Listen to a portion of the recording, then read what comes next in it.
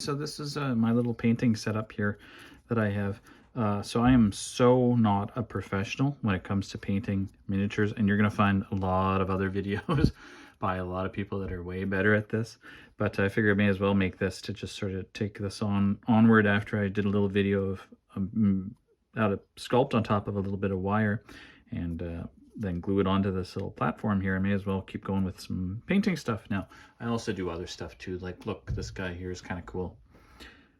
Right, so that's a whole other kind of approach to things. So that guy's kind of fun. I got another guy here. So I do lots of different stuff. Some of all kinds of different, just weird stuff. And so I know this guy's, he's rough. He's just this silly, weird little thing. But he's going to have personality. And I really like that there's texture that you can see, and you can kind of see how I sculpted it. I left that in on purpose so that it'll look, yeah, like it's got some charm and just has some personality. So, okay, anyways, I sticky tack onto this little glass here, and that helps so I can hold it like this. I don't have to squeeze it too tightly or small, so I can sticky tack it onto there. That's one thing. Another little tip I like to use is I put my, I rip up a bunch of paper towels and I set them on top of a rag, and that helps to absorb the water when I'm painting. I got my brushes here. There's nothing fancy about my brushes, but you know, they're like, I guess, intermediate quality.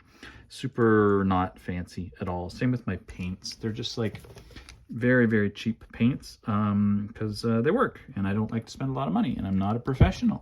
So I'm just having fun, and you can have fun. A lot of YouTube videos are so high-end and so polished, and I think it's kind of daunting if somebody just wants to have some fun and learn and get better at making art. I use yogurt lids for palettes for my paints, and I put a bit of masking tape on the bottom so that it won't roll all around. I stick it down there. Got my glass of water there for cleaning my brushes. I also use this. It's a little plastic container.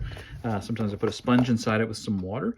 That helps to keep it all kind of moist, and I can put my palette in there, so if I'm in the middle of painting something, I don't have to remix all my paints. I can just put it in there, keeps it airtight. That's a good thing. Also, I like to use a hairdryer, not for my hair, but for my minis, and it helps with between coats of paints. Just to hit it with that, it dries things real quick. And I always make sure, too, I got some good lighting. So I got a light that's behind me and up over my shoulder on that side. And then I have another light that's kind of up there as well. And so I get some front light, too. So all of that combines to give me a nice little space here to work at.